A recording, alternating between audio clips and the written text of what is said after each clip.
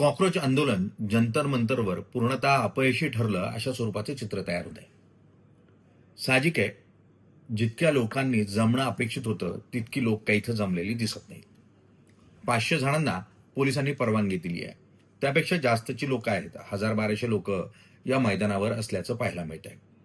मात्र जितका प्रतिसाद हा सोशल मीडियावर मिळाला तितका जमिनीवर का नाही मिळाला, हा मूळ प्रश्न तयार होत आहे. मुळात जे सोशल मीडियावर बोलतात ते प्रत्यक्षात जमिनीवर का येत नाहीत, ते व्यक्त का होत नाहीत, हा प्रश्न या निमित्तानं तयार होतो. यामागची अनेक कारणं आहेत. यामागची कारणं म्हणजे समाज माध्यमावर बोलणं खूप सोपं असतं, मात्र अस्तित्वात ते जमिनीवर करून दाखवणं खूप कठीण असतं. आणि यामध्ये सर्वसामान्य माणूस बाहेर पडायला तयार नसतो. त्याला रिस्क वाटत असते आणि ती रिस्क त्याला घ्यायची नसते. जे युवक या पूर्ण आंदोलनाला सोशल मीडियावर पाठिंबा देत आहेत त्यांना आपण दिल्लीत जाऊ कसं, तिथे जर उद्या लाठीचार्ज झाला तर त्यात आपली परिस्थिती काय असेल, आपल्याला शक्य होईल का, उद्या जेलमध्ये जायला आपण तयार आहोत का, हे अनेक प्रश्न या युवा पिढीसमोर असतील आणि त्यातून याला हवा तसा प्रतिसाद मिळाला नसेल.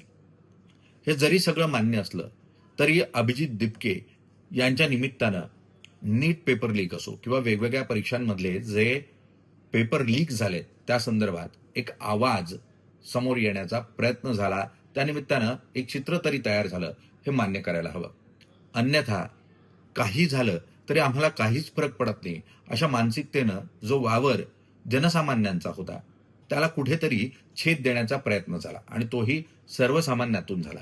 राजकीय चर्चा, राजकीय विरोधक हे आपली टीका करतात, मात्र सर्वसामान्य कोणीतरी आवाज उठवतंय, बोलतंय, हे चित्र सकारात्मक आहे.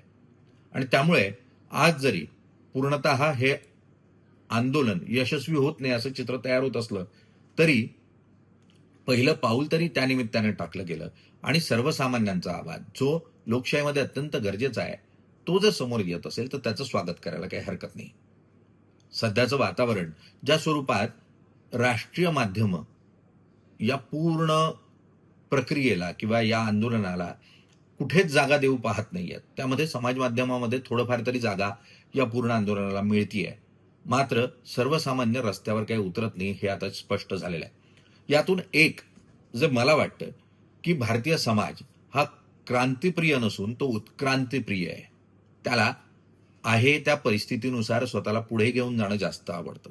तो परिस्थितीनुसार स्वतःला ऍडजस्ट करत चालतो आणि ही जी ऍडजस्टमेंटची सवय आहे तीच मुख्यतः आपल्याला रस्त्यावर उतरून आंदोलन करायला भाग पाडत नाही. हेही कारण असेल.